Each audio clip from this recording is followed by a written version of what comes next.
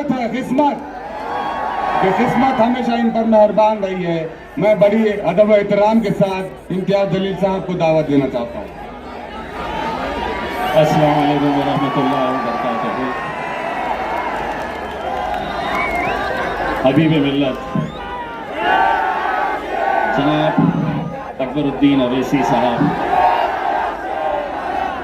मैं अकबर भाई जब मेरे बाजू आकर बैठे तो मैंने अकबर साहब को बताया कि अकबर साहब, ये इतने सारे आपके चाहने वाले हैं, लेकिन इनसे ज़्यादा चाहने वाले ये जो स्टेज के ऊपर खड़े हुए हैं ये लोग हैं। और महाराष्ट्र के अंदर आंधी आ जाए, तूफान आ जाए, कुछ भी आ जाए, खबर में तो मेरा अकबर ही रहने वाला है। बहुत दिनों से इंतज़ार था तुम्हें कि कब आएंगे, ये लोग आ गए। अकबर अवैसी साहब, ये चिराग को देखकर मचल रही है हवा। मेरे शहर में कुछ दिनों से बहुत तेज चल रही है हवा। बना रहे हैं किस्से जो मेरी नाकामियों के, उन्हें क्या खबर है कि रुख बदल रही है हवा। अल्हम्दुलिल्लाह, मैं सबसे पहले तो अल्लाह रब्बुल इज़्ज़त का तहे दिल से शुक्रिया अदा करता हूँ। मैं जितना अल्लाह का शुक्र अदा करूँ वो कम है। ये मोहब्बतें, ये दीवानगी, ये जुनून पिछले 10 साल से आप में इसमें कमी नहीं, बल्कि हर बार ये बढ़ती ही जा रही है। आपने मुझे मौका दिया, बैरिस्टर असदुद्दीन अवैसी साहब, अकबरुद्दीन अवैसी साहब ने मुझ पर एतमाद जताया। 2014 में एमएलए बनाकर आप लोगों ने भेजा।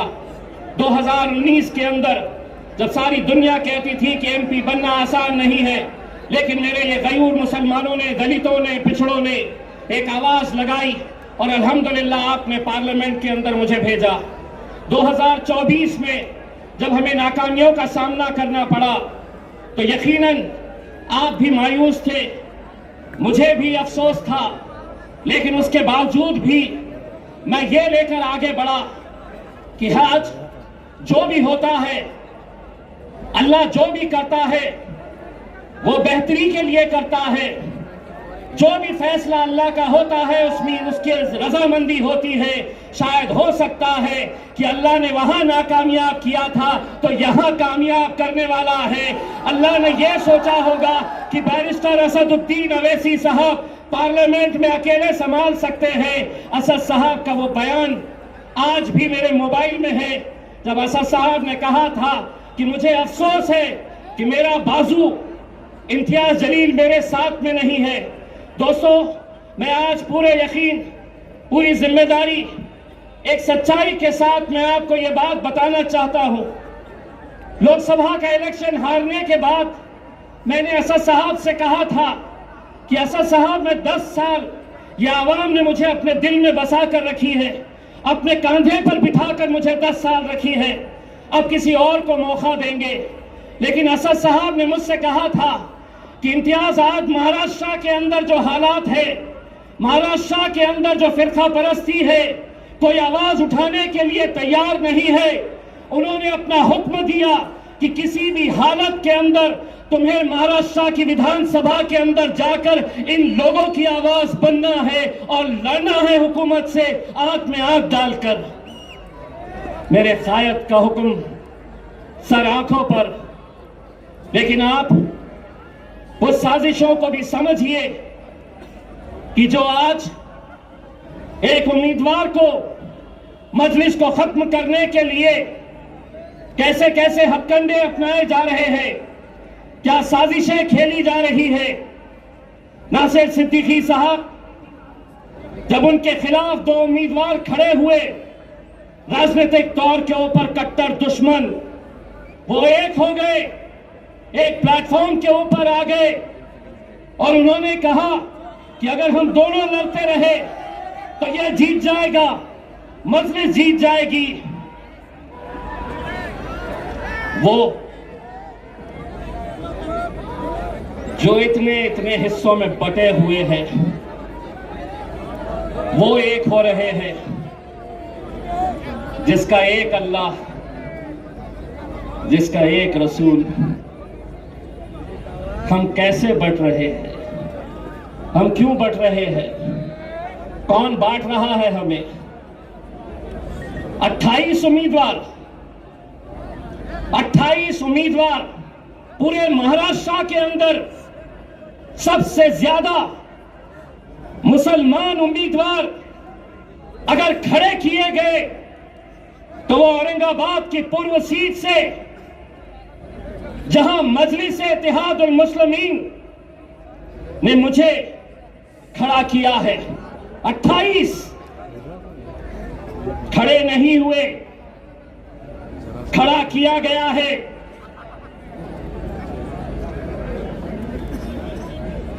मिन्नतें की गई उन्हें समझाने की कि आज हालात क्या है। गाजापुर में हमारे घरों में घुसकर मारा गया, कोई आवाज नहीं, हमने आवाज उठाई। लोकसभा में वक्फ बोर्ड का बिल आया, जिन मुसलमानों ने 2-2 घंटे खड़े रहकर जिन्हें जिताया, वो लोकसभा से बाहर निकल गए। विधान परिषद महाराष्ट्र का पहली मर्तबा 40 सालों में एक भी मुस्लिम एमएलसी, एक भी मुस्लिम विधान परिषद के अंदर नहीं भेजा गया। रामगिरी जब हमारे हुजूर के खिलाफ, नबी करीम सल्लल्लाहु अलैहि वसल्लम के खिलाफ गुस्ताखी करता है, कोई नहीं, कोई नहीं, कोई नहीं आगे आया। अरे हमारा वजूद, हमारी पहचान, हमारी शिनाख्त, हमारी जिंदगी जिसके लिए कुर्बान है, उसके खिलाफ गुस्ताखी हो रही है, तो भी हम अपनी नफरत की राजनीति में बटे हुए हैं। लोग समझते थे कि वो बोलेगा और हम सुन लेंगे, वो कोई और होंगे सुनने वाले। इम्तियाज जलील नहीं सुनेगा, तुम्हारे बाप से आंख में आंख डालकर टक्कर लेगा। एक आवाज हमने क्या लगाई?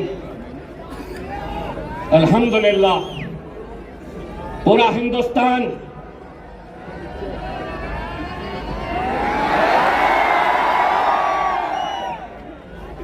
पूरा महाराष्ट्र बोले इतने कहां से आए? इतने एक पैगाम देने के लिए हम निकले थे और एक बार फिर से कह रहे हैं, एक बार फिर से कह रहे हैं, आप हमें गाली दो, हमारे खिलाफ बोलो, हम सुन लेंगे, लेकिन हुजूर के खिलाफ अगर कोई गुस्ताखी करेगा, ईंट का जवाब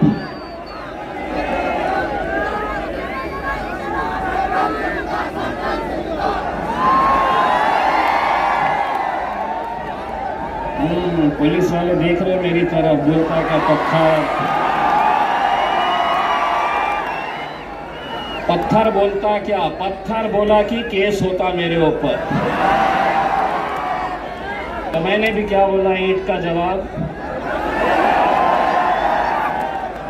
जिसको समझना था वो समझ गया। हुकूमत को हम एक पैगाम देने के लिए गए थे मेरे भाई। वो पैगाम था, बगावत का सैलाब आएगा, अगर जुल्म हद से बढ़ेगा तो इनकलाब आएगा। मेरे भाई, इस इलेक्शन के अंदर मुझे तो ऐसा लग रहा है कि जितने मुसलमान उम्मीदवार खड़े हुए हैं उनकी लड़ाई भाजपा से नहीं है, उनकी लड़ाई शिवसेना से नहीं है। जहां 4 लोग जमा हो गए वहां बस इम्तियाज जलील, सिर्फ इसी का चर्चा। लेकिन हमारा मुकाबला भारतीय जनता पार्टी से है। कितने पैसे बांटेगा अतुल सावे, कितने बांटेगा? बांट के मुझे दोस्तों, आपको लग रहा होगा कि 28 में से 3 लोगों के फॉर्म रिजेक्ट हो गए, 10 लोग वापस हो गए। लेकिन कौन है ये वो 10 लोग? मैं नाम के साथ बताता हूं। समद बागवान इलेक्शन में क्यों खड़ा है? बोले मार्केट यार्ड में मैं फोन करता हूं तो कचरे की गाड़ी आती है, इसलिए मुझे एमएलए बनना है। मैं ऐसे लोगों को आपके सामने लाना इसलिए चाहता हूं कि कल 3 बजे तक जब वापस लेने का फॉर्म वापस लेने का वक्त था, मेरे लोग जा जाकर गिड़गिड़ा रहे थे। जानते हैं उस शख्स ने क्या जवाब दिया? अगर 5 लाख रुपए देंगे तो बैठता हूं, नहीं तो जल्दी बोलो, भाजपा वाले मुझे फोन कर रहे हैं इससे ज्यादा देने के लिए। ये दौर में हम आ गए हैं कि जहां कौम के 10-15 लोग पूरे लाखों लोगों की दलाली करने के लिए निकले हुए हैं। हर इलेक्शन के अंदर इलेक्शन को धंधा बना दिया गया है। बार बार 18 उम्मीदवार। मैं तो सलाम करता हूं एसडीपीआई के मेरे भाई कलीम को, जिसने खुद से कहा कि मैं बैठूंगा आपके लिए, कौम के लिए। कहां है? आप बताइए। मैं सलाम करता हूं ऐसे नौजवानों का।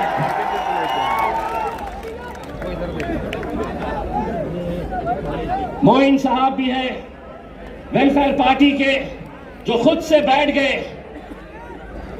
इम्तियाज जलील, जो खराब हो रहा है, मैं तो पत्थर हो गया हूं।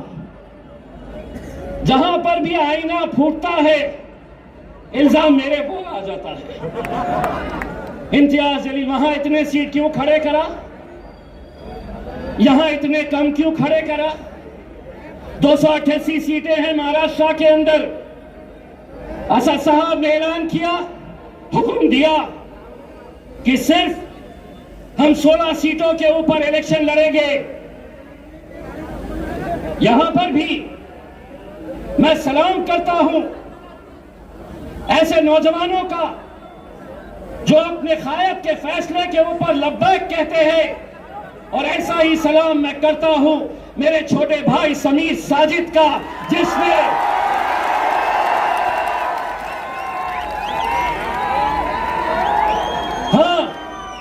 समीर साजिद भी नाराज हुआ, उसे भी थोड़ा गुस्सा आया। जानते हैं, जिस दिन असद साहब का फैसला आया उसके दूसरे ही दिन शहर के जितने भी मजलिसी मुखालिफीन हैं, उन्होंने समीर को फोन किया और कहा कि अब तू हमारे साथ आ जा, हम दिखाएंगे मजलिस को, हम बताएंगे असद साहब को, अकबर साहब को और इम्तियाज जलील को।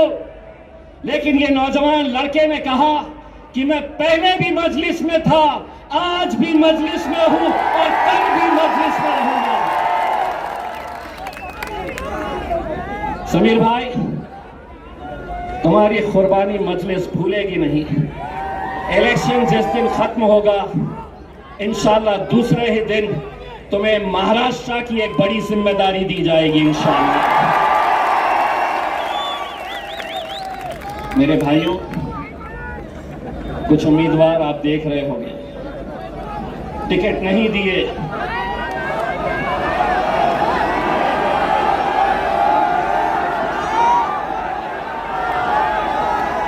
टिकट तो हमने इसे भी नहीं दिए, टिकट तो हमने कई लोगों को नहीं दिए।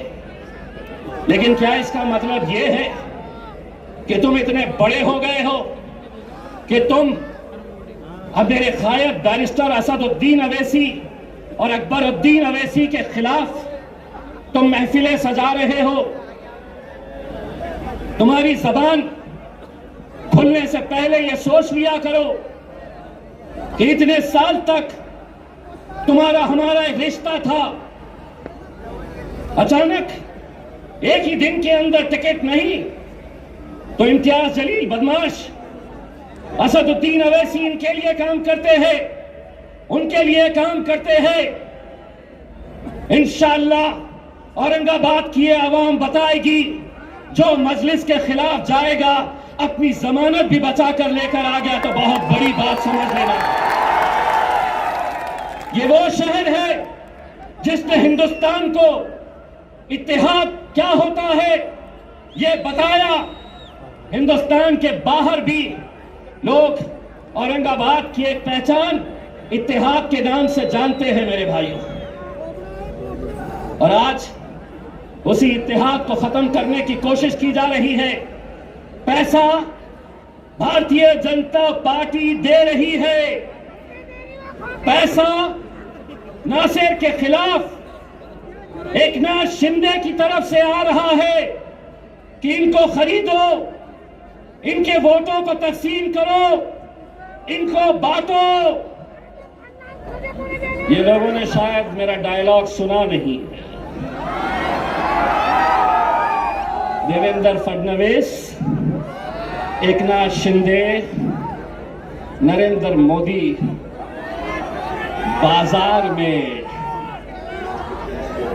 कुत्ते और बिल्लियों के बच्चे बिकते हैं, शेर के बच्चे बाजारों में बिकते हैं। ये बाजारों में खरीदे नहीं जा सकते। आज मीडिया वाले ने आकर कहा, आपको पता है औरंगाबाद की ये सीट भारतीय जनता पार्टी के लिए बहुत मायने रखती है और आपको हराने के लिए बड़े बड़े नेता आने वाले हैं। मैंने कहा कौन आने वाला है? तो बोले योगी आने वाला है।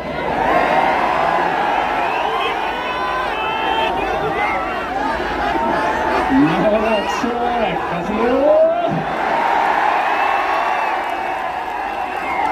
टकलो यहाँ पर भी। लेकिन एक बात याद रखना टकलो, भाषण के बाद कटकट गेट में आके नान खलिया खा के जरूर जाना, बहुत मजा आएगा। और योगी पे जो खत्म, लाओ जिसको लाना है। इतनी एक बात गारंटी के साथ कहता हूं, जहां तक नजर जा रही है, देवेंद्र फडणवीस, एकनाथ शिंदे, अजीत पवार, शरद पवार, उद्धव ठाकरे, नाना पटोले, पूरे के पूरे आ जाओ, इतने जमा करके दिखाओ। ये अकेले किसके नाम पे आए हैं मालूम है?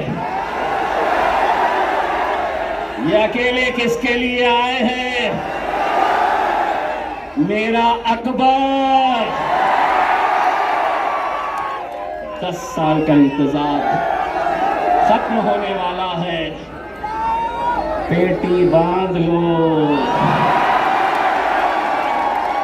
मौसम बिगड़ने वाला है। मैं अब आपसे इजाजत लेता हूं और यही उम्मीद करता हूं कि 20 तारीख के दिन आप सबको निकलना है, मजलिस को कामयाब करना है। और हाँ, जाते जाते इतना कहना चाहता हूं, अकबर भाई का ये एक ही जलसा नहीं है, अभी 2 बार और आने वाले हैं। आज टेस्ट मैच खेलेंगे, दूसरे में वनडे खेलेंगे और तीसरे में 2020। बहुत बहुत शुक्रिया। वाखिर दौरा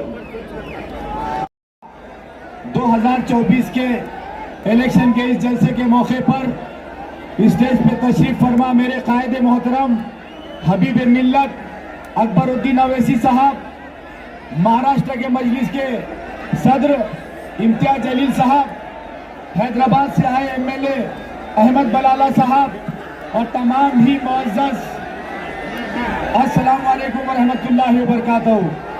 दोस्तों, बुजुर्गों, साथियों, मेरी माओ और बहनों, आप तमाम जानते हैं कि 2024 का इलेक्शन महाराष्ट्र का होने जा रहा है और तमाम पार्टियों ने एक ही अपना मकसद बना रखा है कि मजलिस इत्तेहादुल मुस्लिमीन को यहाँ से कैसे खत्म किया जाए।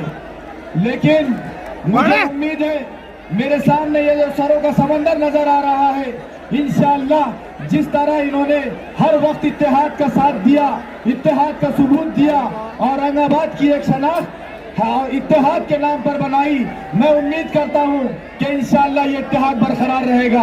आपने कुछ दिन पहले एक उम्मीदवार से सुना होगा जिसने आपको पीछे लिया, उसने कहा कि 2014 रिपीट हो जाएगा, इसलिए मैं अपने आप को पीछे ले रहा हूं।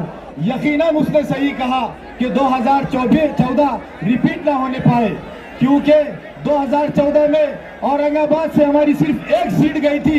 2024 में इंशाअल्लाह हमारी औरंगाबाद की दोनों सीटें जाएंगी इंशाअल्लाह ताला।